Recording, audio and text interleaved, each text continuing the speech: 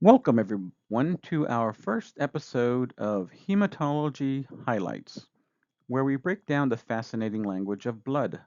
Today, we're diving into the word parts that make up the terminology in hematology. Yes, that's right, the study of blood. Before we get started, a quick note. Although immunology is an incredible and incredibly important field, in this series, we're focusing exclusively on hematology. As noted in the course module, we won't be covering immunology sections due to time constraints. This focus will help you align the core material, especially if you're taking Biology 2404, as our discussion today syncs perfectly with the content of your class. So sit back, relax, and let's explore the building blocks of hematologic language together. Welcome back to another episode of Hematology Highlights. Today we're diving into the fascinating world of combining forms, a cornerstone of understanding hematologic terminology. Let's kick things off with our first combining form, agglutino. This term means clumping and is especially useful when we discuss the process of blood clotting. Clumping plays a crucial role in how blood coagulates to stop bleeding. Next up is aggrego. This form means crowding together, which, like agglutino, is also important in the context of clotting. Both of these terms help explain how cells and proteins interact during coagulation. Now, let's explore allo. This combining form means other or different from yourself. It's a term you might encounter when distinguishing cells or substances that are not from the individual's own body. Moving on, we have aniso. This form means unequal in size. For example, in the term anisocytosis, it describes a condition where blood cells vary in size, something abnormal since we normally expect our cells to be uniform. Lastly, although not elaborated on today, we have auto, meaning self. This term is key when discussing processes or cells that originate from within the individual. Now, to recap, here are our key combining forms. Agglutino, which refers to clumping, aggrego, which means crowding together, allo, which is other, aniso, which is unequal in size, and auto, which is self. This wraps up our quick primer on these essential hematology word parts. Thanks for tuning in to Hematology Highlights. Stay with us for more deep dives into the language of blood in our upcoming slides. As always, welcome to Hematology Highlights. In today's episode, we're exploring some fundamental combining forms used in hematology. Let's break them down together. First up, we have chromo, which means color. This term is essential when discussing various pigments and how they relate to blood and other tissues. Next, we encounter coagulo. This form means clotting and is key when we delve into the mechanisms of coagulation, a process that's vital for stopping bleeding and maintaining hemostasis. Moving on, fuso means pouring. Think of it like an infusion. You're essentially pouring a substance into the human body, whether it's fluids or medications. Then there's geno, meaning arising from. A helpful way to remember this is by thinking of Genesis, the first book of the Bible, which represents the beginning. In hematology, geno refers to something that originates or arises from another source. Of course, we have hemato or hemo, which simply means blood. These are some of the easiest combining forms to remember since they directly relate to our subject matter. Next is lyo or lyso, meaning to dissolve or break down. An everyday example is hemolysis, which describes the breakdown of blood cells. Finally, we have morpho, meaning shape. This term is used when describing the structure or form of cells and tissues. To recap, here are the combining forms we covered today. Chromo, which means color, coagulo, which means clotting, fuso, which means pouring as in an infusion, geno, which means arising from, hemato or hemo, which refers to blood, lyo or lyso, which refers to dissolve or break down, and morpho, which refers to shape. That wraps up our overview of these essential word parts in hematology. Thanks for listening and stay tuned for more. Well, all right, I want to thank you for continuing with hematology highlights. In this segment, we're diving into more combining forms from our chapter, so let's go ahead and jump right in. The first is myelo. In our discussions today, it primarily means bone marrow, but here's an interesting twist. Myelo can also refer to the spinal cord. Just like in everyday language, one word might have multiple meanings. The context of the sentence or paragraph will always guide you to the correct interpretation, so don't worry if you come across it with different meanings. Next, we have plasto. In combining form, this means growth or formation. It's essentially a term when discussing how cells and tissues develop. The next one is poikilo, and I think it's particularly a pleasant sounding term. Poikilo. It just means irregular. For instance, while we expect our blood cells to be uniformly round, sometimes they can be irregularly shaped. Recognizing these variations can be crucial in diagnosing certain conditions. Moving on, we have septiso, which stands for infection. This term is vital when we explore how the body responds to pathogens. We also have suppresso, which means to hold down or to press down on something. This form is often used when talking about medications that inhibit or regulate processes within the body. Lastly, thrombo, which means clot. This term is foundational when we discuss clotting and its significance in hematology. Let's quickly recap the combining forms we covered. Myelo, which means bone marrow or spinal cord based on the context. Plasto, which refers to growth or formation. Poikilo, which refers to irregular. Septiso, which is infection. Suppresso, to hold down or press down. Thrombo, to clot. Now that wraps up at our look at these combining forms. Remember, context is key in determining the precise meaning of these terms. All right, thank you for continuing on with hematology highlights, and stay tuned for more as we dive into the language of blood in our next slides. Let's go and continue with hematology highlights. Right here, we are exploring some unique suffixes that are essential for understanding hematology. These endings not only define conditions and processes, but also help us communicate complex ideas about blood in a simple way. So let's kick things off with emia. Right? You might have encountered this suffix before. It signifies a blood condition.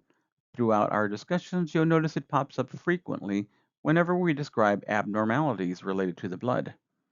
Next, we have poiesis, which refers to the process of formation or development. When we talk about hematopoiesis, we're discussing the formation of blood cells. We can also get specific with our terminology. For instance, leukopoiesis is the formation of white blood cells. Closely related to that term is poietin. This suffix points to the substance that stimulates the formation process. In other words, the hormones or factors that trigger hematopoiesis are referred to as poietins. They essentially kickstart the creation of blood cells. Now let's dive into phil or phile. Right? The suffix phil implies an attraction or fondness for something, while phile describes a person who is attracted to or loves something. A common example is a Francophile, a person who loves everything about French culture, from the language to the cuisine. Lastly, we have pinia, which denotes a condition of deficiency. Whenever you see this suffix, it indicates that there's a shortage of a particular component, be it blood cells or other elements. So let's go ahead and recap what we covered in the slide. Emia indicates blood condition. Poiesis, the process of formation or development. Poietin, a substance that stimulates formation. Phil or phile denotes attraction or fondness, or the person who loves something. And pinia, a condition of deficiency. Well, that wraps up our deep dive into the hematology specific suffixes. Thanks for tuning in to Hematology Highlights, and stay tuned for more fascinating language of blood in our upcoming slides. Welcome again to Hematology Highlights. Now that we've explored word parts, and suffixes, it's time to dive into some of the key abbreviations and acronyms you'll encounter in hematology. While your textbook might list a plethora of these shortcuts, Today I'm focusing on the ones that are universally recognized, even if you're not a hematology specialist. So let's start off with BMT. This stands for bone marrow transplant or bone marrow transplantation. It's one of the most widely known procedures in our field. Next up is CBC, which is short for complete blood count. Often you might see this written as CBC with DIF, where DIF, DIFF, stands for differential. The differential breaks down the cells into specific types, providing a detailed analysis of the blood and its components. I even provided an example of a CBC with diff in our last lecture, so you'll be sure to check that out if you need a refresher. Moving on, we have CLL, which stands for chronic lymphocytic leukemia, and CML, which means chronic myelogenous leukemia. We'll delve deeper into leukemia in upcoming episodes, so stay tuned for more insights there. Finally, there's DVT, short for deep vein thrombosis, a condition we all need to be aware of due to its clinical significance. So, to recap, here are the key abbreviations on this slide: BMT, bone marrow transplant or transplantation; CBC with DIF, complete blood count with the differential; CLL, chronic lymphocytic leukemia; CML, chronic chronic myelogenous leukemia; and DVT, deep vein thrombosis. So that wraps up our look at some of the essential abbreviations in hematology. Thanks for joining in to this slide of hematology highlights. Keep listening as we continue to unravel the language of blood. On the next slide. And continuing, welcome to Hematology Highlights. In this slide, we're breaking down more essential abbreviations that you'll frequently encounter in hematology, especially in lab reports and during transfusions. Let's start with HCT, which stands for hematocrit. Hematocrit is a measurement of the percentage of red blood cells in the blood. It's an important indicator when assessing conditions like anemia. Right. Next up is HGB. This is abbreviation for hemoglobin, the molecule found in red blood cells responsible for carrying oxygen throughout the body. Without adequate hemoglobin, our tissues can't get the oxygen they need. Often you might see H and H, which stands for hematocrit and hemoglobin together. This pairing gives a quick snapshot of both the red blood cell concentration and their oxygen carrying capacity. Then there are PRBCs, or packed red blood cells.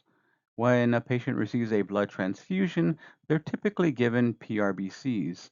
These are red blood cells that have been concentrated from the whole blood to treat conditions like severe anemia, while WBC stands for white blood cells, which play a crucial role in our immune system by fighting off infections. So let's go ahead and recap what we learned on this slide as far as abbreviations. HCT is hematocrit, the measurement of red blood cell concentration.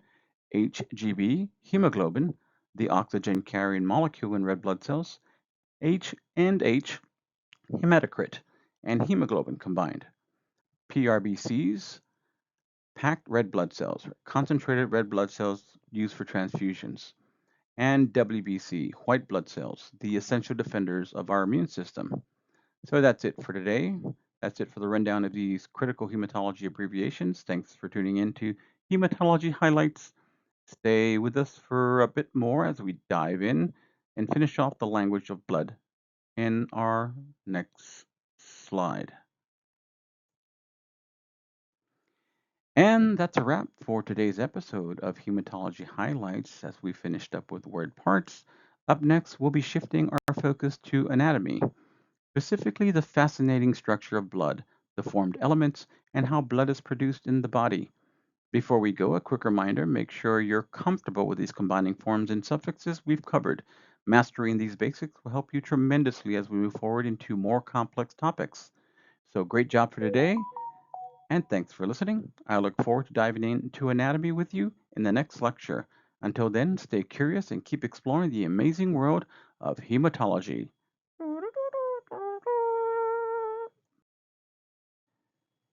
And welcome back to Hematology Highlights. In this second lecture, we're diving into the anatomy section of the chapter, specifically the hematology portion.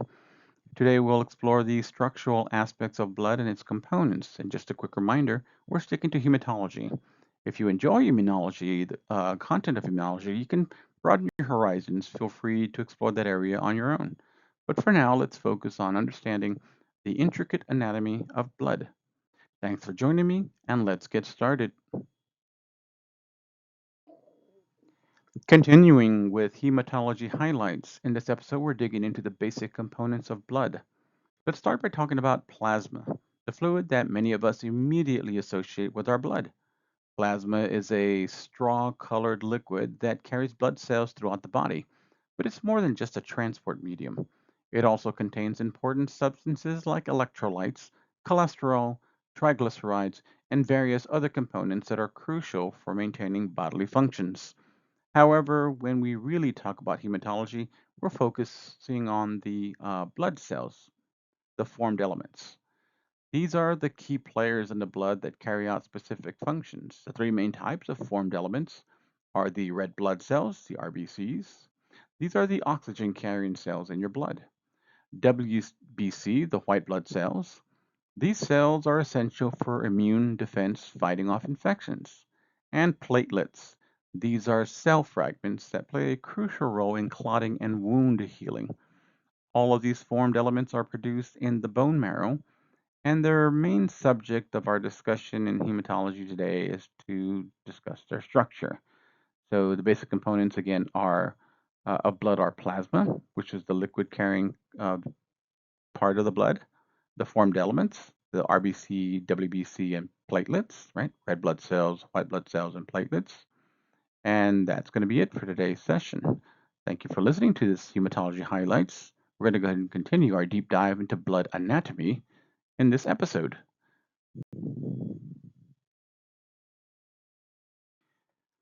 Continuing with hematology highlights, today we're diving into hematopoiesis, the process of blood formation, and we'll keep it straightforward so you get the gist without feeling overwhelmed. Let's start off with the term itself. Hematopoiesis combines hemato, meaning blood, and poiesis, meaning formation. Essentially, it's the process by which blood cells are formed. Now, where does this magic happen? In your bone marrow, but not just any bone marrow. There are two types. First, there's yellow bone marrow, which is primarily fatty tissue. Then there's red bone marrow, the active site where blood cells are actually formed.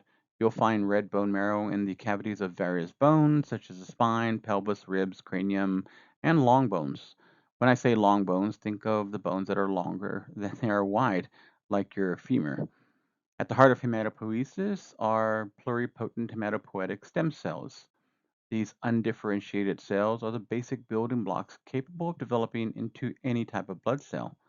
From these stem cells, two primary cell lines emerge, the lymphoid lineage and the myeloid lineage. The lymphoid lineage, this branch gives rise to the lymphocytes, which include T cells, B cells, or beta cells, and natural killer cells, NK cells. And while these are important, we won't focus on them much in this chapter. The myeloid lineage, this is our main area of interest. The myeloid line produces all of the other blood cells, namely red blood cells, white blood cells, and platelets. These cells are crucial for carrying oxygen, fighting infections, and clotting blood. So to recap what we learned in this slide, we have red bone marrow, which is located in the spine, pelvis, ribs, cranium, long bones. It's where blood cell formation takes place. We have pluripotent hematopoietic stem cells. These cells can differentiate into either lymphoid cells or myeloid cells. Remember, lymphoid cells produce lymphocytes, which are T cells, beta cells, NK cells, as where myeloid cells are the ones that give rise to red blood cells, white blood cells, and platelets. That's the essence of hematopoiesis, understanding where and how your blood cells are formed. I want to thank you again for tuning in to this episode of Hematology Highlights, and we'll continue to explore more about these blood cells and their specific functions. Here we have a picture of the hematopoietic stem cells, and let's go ahead and break this down and make it a little bit simple. So the process of hematopoiesis starts in the red bone marrow, where pluripotent hematopoietic stem cells exist. These stem cells then differentiate into two major cell lines, the lymphoid lineage and the myeloid lineage. Remember, lymphoid lineage produces lymphocytes, which are those T cells, the B cells or beta cells, and NK cells. Myeloid lineage, this is where all the other stuff is produced, right? It produces all the other blood cells, like the erythrocytes, which are red blood cells, and they're used to carry oxygen. The platelets, which are helping clot blood, and other various types of white blood cells, like leukocytes, which are essential for immunity. Once fully developed, these cells enter the bloodstream where they perform their functions throughout the body. Would you like me to summarize this in a way that um, can help you with your anatomy and physiology class? Give me a call. I can also clarify any part of the hematopoiesis process for you in case you want to know that too. All right. But we try to make this medical terminology align with your anatomy and physiology so that the two can work synergistically. And I want to thank you very much for paying attention to this slide, and I'll see you on the next slide. All right, thank you. And let's go ahead and continue with hematology highlights. And in this episode, we're focusing on erythrocytes, or as we commonly call them, red blood cells, or RBCs. Let's start off with the name itself. The prefix erythro means red, which is fitting because red blood cells get their color from hemoglobin, the molecule that makes oxygen transport possible. The lifespan and function of RBCs, red blood cells, right? Erythrocytes are the longest living blood cells, and with a lifespan of about 120 days. What is their primary job, you ask? Well, their primary job is transporting oxygen and carbon dioxide throughout the body. On the surface of RBCs, these red blood cells, is something called hemoglobin, the key molecule responsible for binding oxygen. So when oxygen attaches to hemoglobin, it forms oxyhemoglobin, which allows red blood cells to carry oxygen to tissue. But they don't stop there. Once they deliver oxygen, they also pick up some carbon dioxide from the cell to be carried back to the lungs for exhalation. Next thing I want to talk about is hemolysis, the breakdown of RBCs. So we talk about the life cycle of a red blood cell. As the red blood cell ages, they undergo a process called hemolysis, essentially controlled breakdown. Around the 120-day mark, red blood cells lose their normal shape, becoming misshapen and less efficient. The spleen is the primary site for removing these aging cells with assistance from the liver. The liver also plays a key role in recycling iron from the old red blood cells, ensuring that it can be used for the production of new ones. Let's go ahead and do a quick recap. RBCs, red blood cells, are called erythrocytes. They have a 120-day lifespan. They contain hemoglobin. That's what binds oxygen and forms oxyhemoglobin. They transport oxygen to tissues and remove carbon dioxide from the cells, broken down by the spleen and the liver through hemolysis. And then the iron is recycled within the liver for new RBC production. So that wraps up our deep dive into erythrocytes. Next, let's go ahead and explore white blood cells and platelets.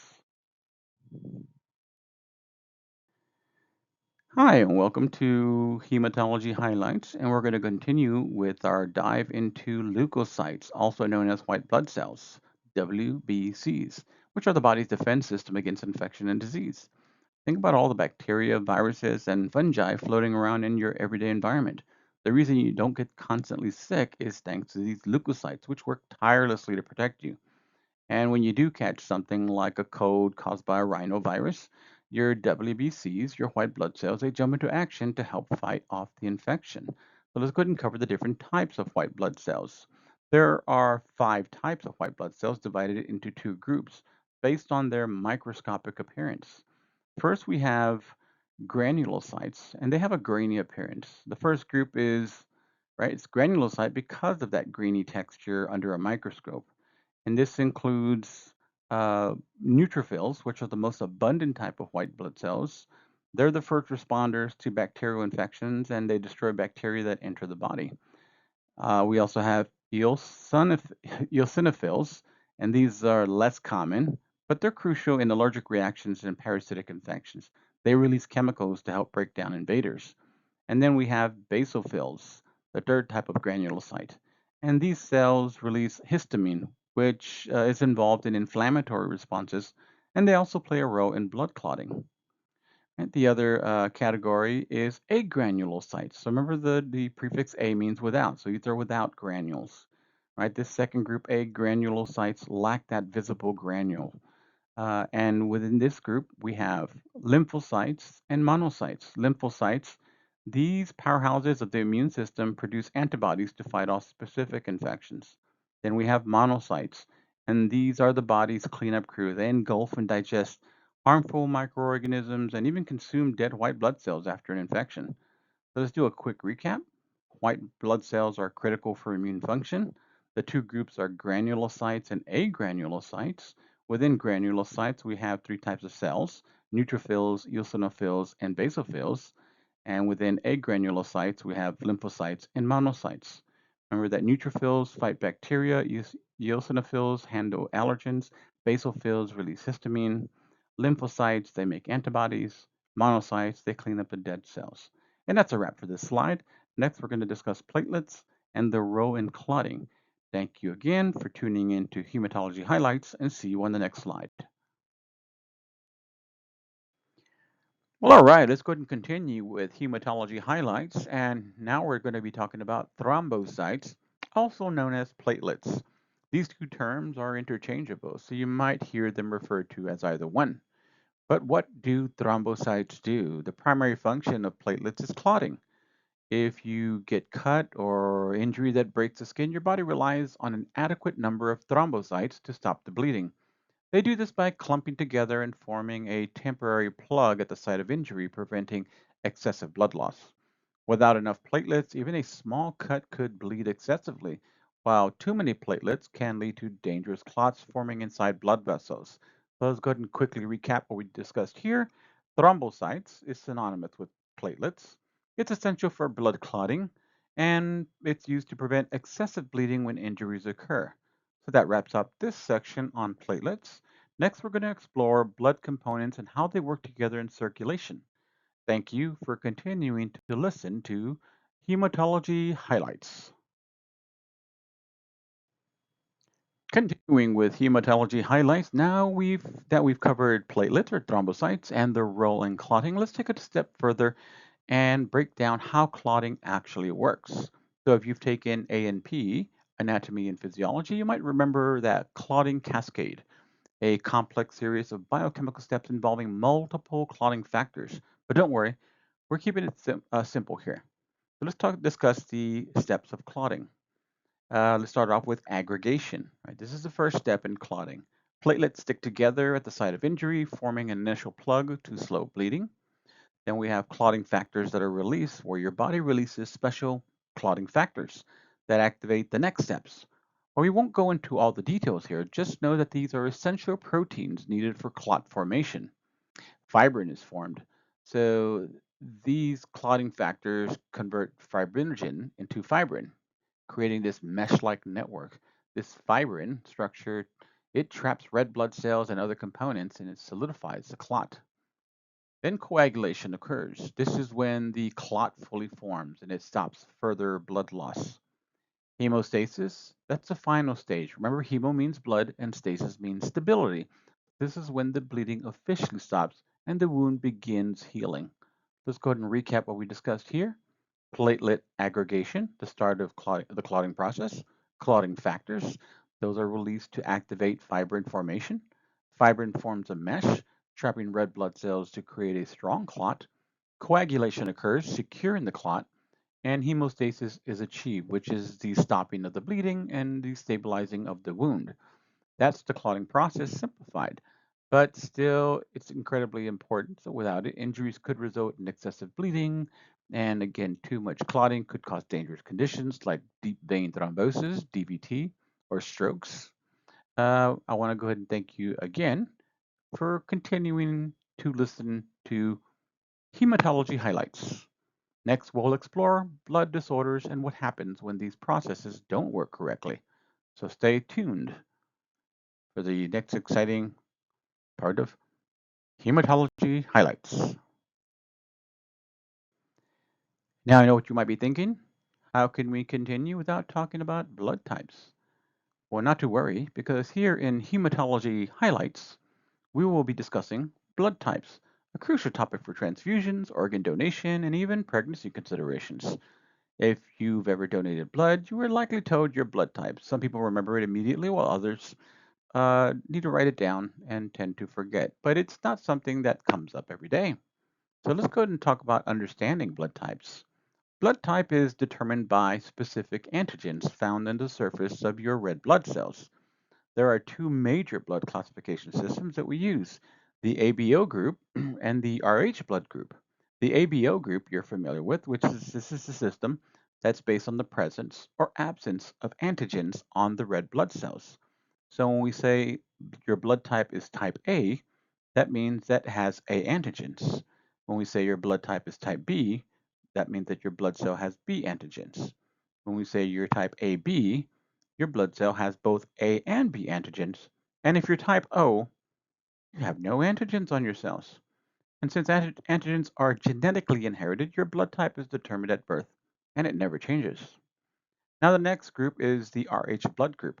The Rh factor, it's a separate classification based on a different set of antigens, specifically 47 different Rh antigens. When we talk about being positive or negative, we're referring to the presence or absence of the Rh antigen. So if you're positive, that means you have the Rh antigen. And if you're negative, that means you do not have the Rh antigen. So for example, A positive, right? You have A antigens and Rh antigens. A negative, you have A antigens, but no Rh antigens. Why do blood types even matter? So when receiving a blood transfusion, both ABO and Rh blood groups must be matched to prevent dangerous immune reactions. If someone receives the wrong blood type, their immune system may recognize it as foreign and attack it. So let's go ahead and do a quick recap. ABO group, RH group, right? So the ABO group determines if you have AB, or no antigens on the blood cell. RH group determines if you're Rh positive or negative. Both classifications are always used together when referring to blood types, like a positive, O negative, AB positive. Both classifications are always used to signify the type of blood. It's the basics of blood types, right? I want to thank you again for tuning in to Hematology Highlights, and we're going to go ahead and continue this lesson as we discuss when blood types are mismatched and the importance of compatibility in medicine. And that's a wrap on today's episode of Hematology Highlights. I hope you found this breakdown simple, straightforward, and easy to digest, giving you a strong foundation for understanding and using these medical terms with confidence. Next up in our hematology series, we will be discussing health and wellness, where we'll explore how to keep your blood and overall circulatory system functioning at its best. Again, thanks for tuning in, and I'll talk to you soon on Hematology Highlights. I like saying that. Welcome again to Hematology Highlights. Thank you for sticking with me. It's our third lecture, and today we're shifting gears to talk about health and wellness in hematology. Blood health is a key part of overall well being, and in this episode, we'll explore how to keep your circulatory functioning at its best. From nutrition to lifestyle habits, we'll cover the factors that contribute to healthy blood cells, proper clotting, and a strong immune system. So let's go ahead and dive right in. Hi, and welcome back to Hematology Highlights. In this episode of Health and Wellness, we're going to start by breaking down some common hematology related terms. Some of these you may have seen before, while others are new, but all of them are important when discussing blood health and disease. Let's start off with some key terms in blood health. The first one is ecchymosis. You might remember this term from the dermatology chapter. Ecchymosis is just a fancy way of saying a bruise. The key thing to remember is that the skin remains intact, but there's bleeding underneath the surface. Ecchymotic, the adjective form meaning pertaining to a bruise. The second term is hematoma. Let's break this down. Hemato means blood, oma means tumor or mass. So a hematoma refers to a significant collection of blood under the skin due to internal bleeding, but without a break in the skin. It's a larger, more severe version of a bruise. Next, we have hemorrhage. The suffix raj, ridge, means excessive flow or discharge, and in this case, it refers to severe uncontrolled bleeding. Remember, hemo means blood. Raj means flow or discharge, so hemorrhage, is significant bleeding, either internally or externally, that requires immediate medical attention. Pancytopenia. This is a term that tells us there's a deficiency of all blood cells. So if we break this down, pan meaning all, cyto meaning cell, penia meaning deficiency. A person with pancytopenia has low levels of red blood cells, white blood cells, and platelets, which can lead to anemia, can lead to an immune system suppression, or clotting issues. The next term we have is dyscrasia. This is a general term for any blood disorder. It doesn't specify a particular disease, but refers to any abnormal condition involving blood cells. The next term we have is septicemia. Remember that septico refers to infection and emia is a blood condition. So septicemia is a serious bloodstream infection that occurs when bacteria or toxins move from a localized infection into the blood, spreading throughout the body. This is a medical emergency and requires immediate treatment to prevent sepsis and organ failure. So let's go ahead and recap what we covered on this slide. Ecchymosis is a bruise, bleeding under the skin which is intact. Hematoma is a large collection of blood under the skin, but still intact. Hemorrhage is excessive bleeding. Pancytopenia, a deficiency of all blood cells, RBCs, WBCs, and platelets. Dyscrasia is a general term for any blood disorder. Septicemia is a bloodstream infection. So that wraps up our introduction to key hematology terms related to health and disease. In the next segment, we're going to go ahead and discuss ways to keep your blood healthy and prevent these conditions. Thank you for listening to Hematology Highlights. All right, welcome back to Hematology Highlights. And in this slide, we're focusing on red blood cell disorders, particularly anemia and related conditions. This is a long slide, so go ahead and sit back and relax, have some munchies, and let's get started. So, what is the first word, anemia? The word anemia is a bit unusual. It's made up of a prefix and a suffix, but no actual root word, right? A is without, emia means blood condition. So, anemia literally means without blood. But in medical terms, it refers to a deficiency of red blood cells, RBCs, or hemoglobin. Since hemoglobin is responsible for carrying oxygen, anemia can lead to fatigue, weakness, and shortness of breath. There are different types of anemia, which each has its own cause and characteristics. So let's go through some of the most important ones. We have aplastic anemia. It's a bone marrow failure. So A again meaning without, plasto means formation. And this is a severe type of anemia where the bone marrow fails to produce RBCs. The causes can include things like genetic disorders, radiation or chemical exposure, certain infections, or autoimmune disease. Since the bone marrow isn't making new blood cells, patients are at risk for severe anemia infections and bleeding issues. The next one is sickle cell anemia. This is an abnormally shaped red blood cell named after sickle-shaped red blood cells, which look like the curved blade of a sickle. You can think of the Grim Reaper's scythe or scythe, right? So instead of being round and flexible, sickle cells are stiff and crescent-shaped, and it causes them to clump together and block blood flow, and this leads to pain and organ damage. They break down more quickly, leading to chronic anemia, and this is a genetic disorder most commonly in individuals of African, Middle Eastern, and Indian ancestry. The third is polycythemia vera, which means too many red blood cells. So poly means many, cyto means cells, and emia is a blood condition. So unlike anemia, where there are too few red blood cells, polycythemia vera is a condition where the bone marrow produces too many. This thickens the blood, leading to increased risk of clotting and strokes, high blood pressure, circulatory problems, and it's most commonly seen in older adults. The next one is thalassemia, which is a genetic hemoglobin disorder. The genetic condition most common in people of Mediterranean descent, Greeks, Italians, Middle Eastern populations. The hemoglobin is misshapen. It causes red blood cells to be destroyed too quickly. Since the body identifies these cells as old, they're broken down before they reach their full lifespan, leading to a chronic anemia. And there are different types of thalassemia, ranging from mild to severe, requiring frequent blood transfusions in severe cases. Let's go and do a quick recap of what we covered here. We have anemia, which is low red blood cells or hemoglobin, causing oxygen transport issues. We have aplastic anemia, which is a bone marrow failure leading to severe deficiency in all blood cells. We have sickle cell anemia, which is a genetic disorder where red blood cells become misshapen and cause blockages. We have polycythemia vera, which means too many red blood cells and leads to a thickening of the blood, and you increase your risk for clots. And finally, we have thalassemia, which is an inherited disorder where hemoglobin abnormalities cause early red blood cell destruction. And that's our breakdown of red blood cell disorders. Thank you for listening to Hematology Highlights. Stay tuned for more as we continue exploring blood health and disease. Welcome back to Hematology Highlights. In this episode, we're going to be talking about white blood cell disorders, including leukemia, leukopenia, and neutropenia, conditions that can seriously impact the immune system and overall health. So, leukemia, right? This is an overproduction of white blood cells.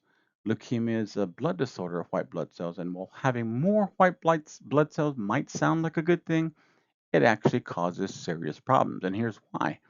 When the bone marrow receives an abnormal signal to overproduce white blood cells, it becomes overwhelmed. The bone marrow loses its ability to produce enough red blood cells and platelets, and that leads to things like anemia, which is a low red blood cell count. It leads to decreased oxygen transport issues. This also leads to clotting problems like low platelets and increased bleeding risk. The excess white blood cells become immature and ineffective, meaning they can't properly fight infections. You have different types of leukemia. Leukemia is classified based on how quickly it develops. So we can have acute leukemia, which develops very quickly, often within weeks, and people can go from feeling normal to being severely ill in a short time. You have chronic leukemia. This develops slowly over years. The overproduction of white blood cells happens gradually, and symptoms may not be obvious right away. We also have leukopenia and neutropenia, which is not enough white blood cells. On the opposite side of the spectrum, instead of too many white blood cells, some people have too few. Leukocytopenia or leukopenia, right? Remember, leuko means white blood cells, penia means deficiency, a general term for low white blood cell count, makes the body more prone to infections. And when we discuss neutropenia, this specifically refers to a deficiency in neutrophils, the most abundant type of white blood cell. Neutrophils are your first line of defense against infections. So when they're low, a person is extremely vulnerable to bacterial and fungal infections. If someone has neutropenia, they are described as neutropenic. Let's go and do a quick recap of the information on this slide. We discussed we discussed leukemia, which is an overproduction of white blood cells. The white blood cells become immature because they're made too fast and they can't fight infection. It also leads to a low production of red blood cells and platelets because you're producing too many white blood cells because the body's busy producing too many white blood cells. And this leads to anemia and clotting conditions, respectively, of not having enough red blood cells and platelets. The next we have acute leukemia. This is the rapid onset, right? It happens within weeks. We have chronic leukemia, which develops slowly over years. We discuss leukopenia or leukocytopenia, which is low white blood cell count. This gives you a higher risk of infection. Then we discuss neutropenia, which is low neutrophil count, and this leads to severe immune suppression. And that's our breakdown of white blood cell disorders. I want to thank you again for tuning into Hematology Highlights. In the next segment, we're going to go ahead and talk about ways to maintain a healthy immune system and support white blood cell infection. Once again, welcome back to Hematology Highlights. In this slide, we're going to delve into platelet disorders. These are conditions that affect the body's ability to properly form and break down clots. We have the first term, coagulopathy, which is a general term for clotting disorders. All right, coagulopathy. The pronunciation might trip you up at first. It's coagulopathy, not coagulopathy. Forget it. I can't mispronounce the word. But anyway, coagulo means clotting and pathy means disease. So coagulopathy is any disorder that affects blood clot formation. And these can be caused by clotting factor deficiencies. Those are the proteins needed for clot formation, and they're not working correctly. Thrombocytopenia, where you have a low platelet count, and this means that the body can't form clots effectively. Thrombocytopenia, which is just low platelets. Again, remember, thrombo means clot, cytopenia means cell deficiency. So if someone has thrombocytopenia, their platelet count is too low, meaning their blood does not clot properly. People with severe thrombocytopenia, they bruise easily, they bleed excessively, and even struggle to stop minor cuts from bleeding. In profound thrombocytopenia, even brushing your teeth can cause bleeding due to irritation from the toothbrush bristles. So let's go ahead and talk about a thrombus versus an embolus and understand the difference in these clots, right? So blood clotting, it's a delicate balance. The body must form clots when needed and break them down when they're no longer necessary. A thrombus is a stationary clot that forms inside of a blood vessel. And if you cut your finger while cooking, you're naturally going to form a clot at that injury site, and it's going to go ahead and stop the bleeding. But if a thrombus forms inside a vessel, a blood vessel, abnormally, it can block blood flow. Now, thrombosis, this is a condition of having an abnormal thrombus, and that obstructs circulation. So the problem gets worse when a clot breaks free. Then we have something called an embolus, a clot or fragment of that clot that's broken loose and it's traveling through the bloodstream. That can lead to something called an embolism. So when an embolus lodges in a vessel and blocks blood flow, potentially causing serious damage in another area. So, for example, a pulmonary embolism, a PE, occurs when a clot travels to the lungs, which can be life threatening. A stroke can occur when an embolus blocks the flow to the brain, right? So, it starts somewhere and it ends up somewhere else. Let's go ahead and do a quick recap of what we covered here on this slide. Coagulopathy, any disorder affecting clotting. Thrombocytopenia, which is just referring to low platelets, and that leads to excessive bleeding. A thrombus is a stationary clot in a blood vessel. Thrombosis is an abnormal condition of having a thrombus. An embolus is a dislodged clot that travels through the bloodstream. Embolism is a blocked blood vessel due to that embolus, which can cause serious health issues. And that's going to be it for the breakdown of our platelet disorders and clotting complications. So I want to thank you again for tuning into Hematology Highlights. In the next episode, we're going to go ahead and discuss blood health strategies and how to keep your circulatory system in tip-top shape.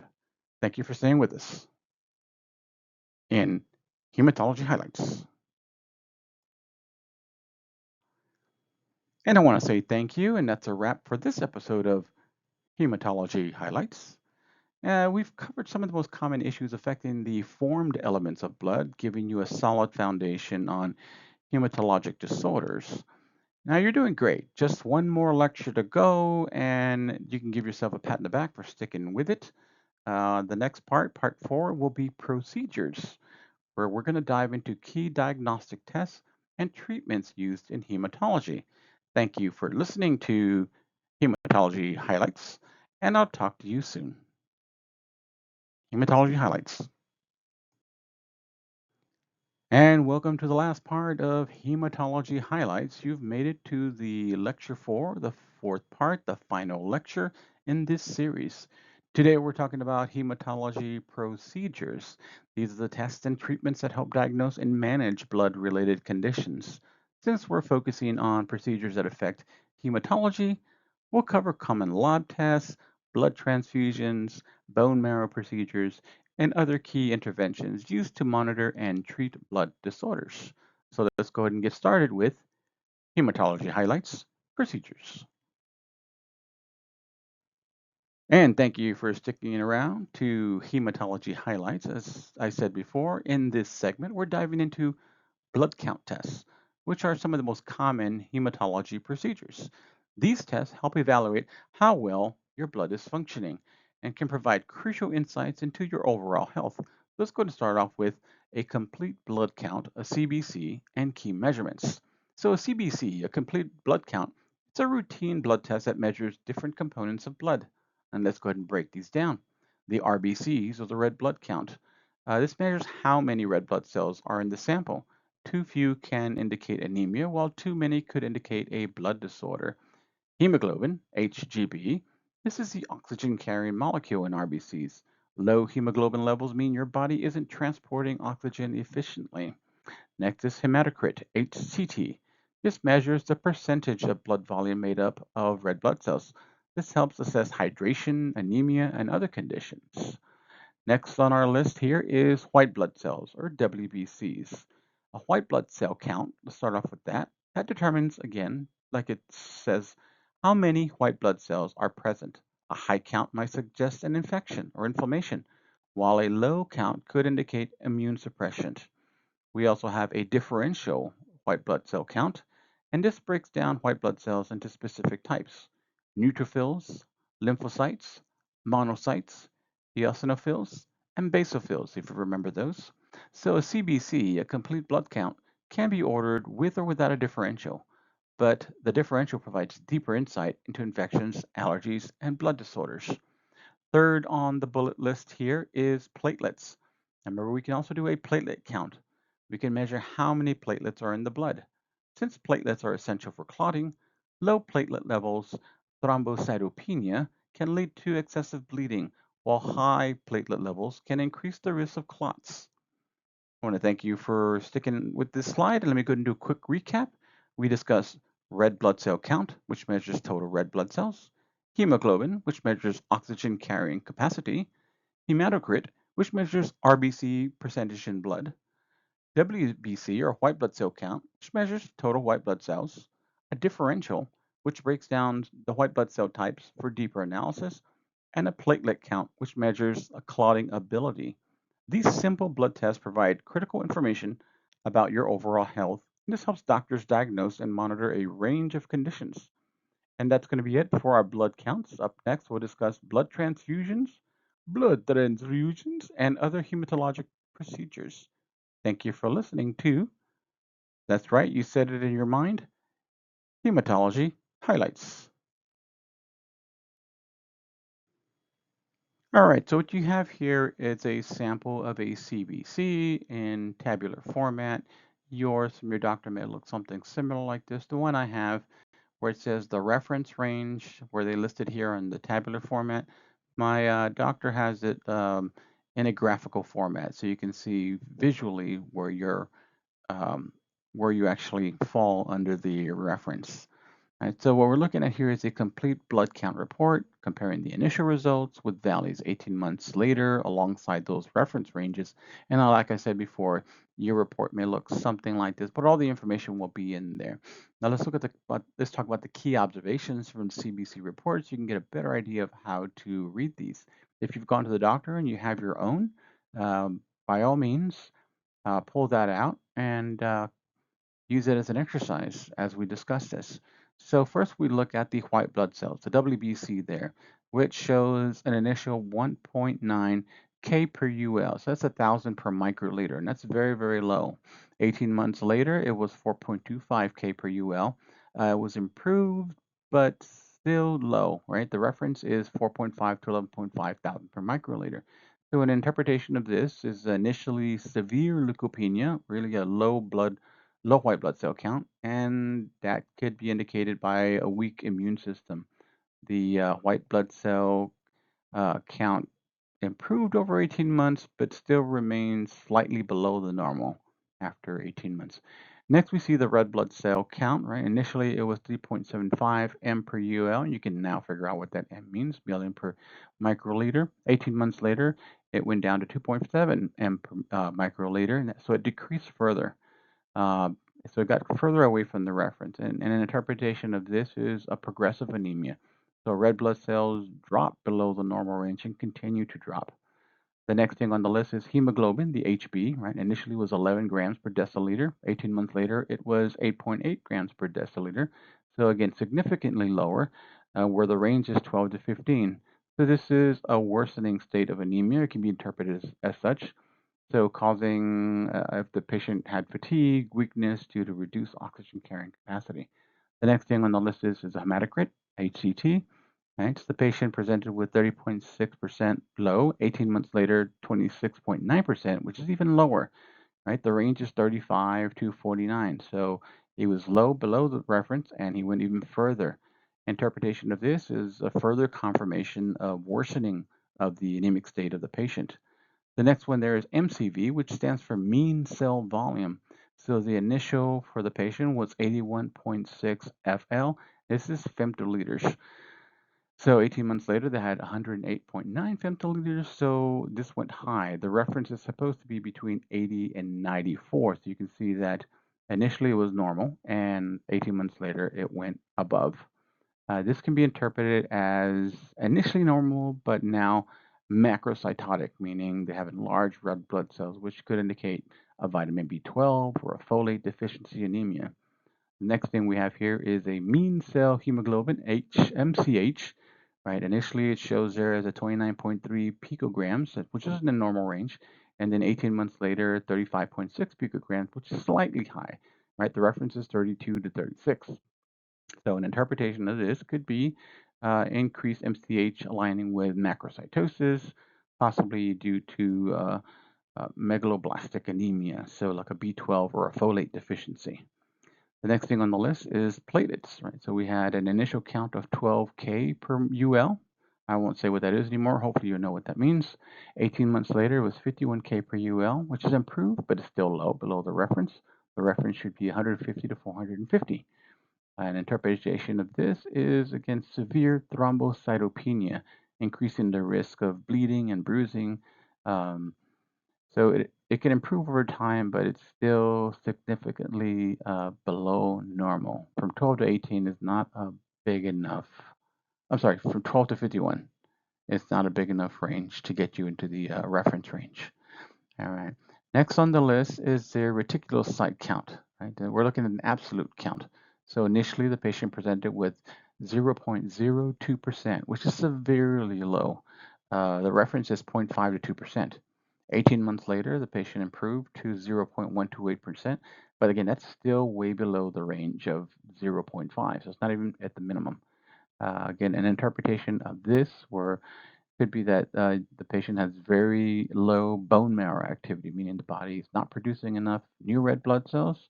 Again, this actually aligns with the progressive anemia and suggests a bone marrow suppression issue that we've seen through the other uh, values. So if we were to give this patient an overall summary, it would be a patient who presents with severe anemia, low red blood count, hemoglobin, hematocrit. It's progressively getting worse.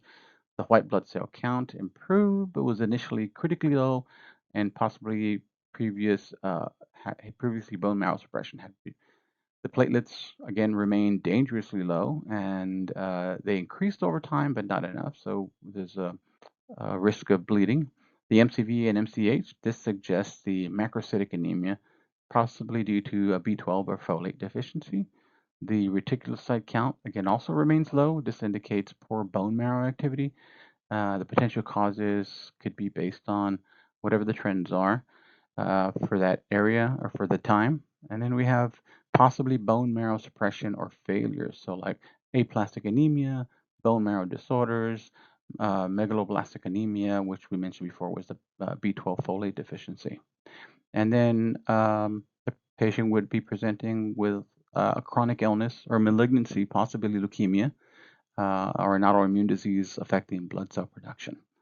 All right. Again, this is not a diagnosis. This is just suggestions based on references and values on a fictitious patient. See your doctor. Thank you for listening to Hematology Highlights.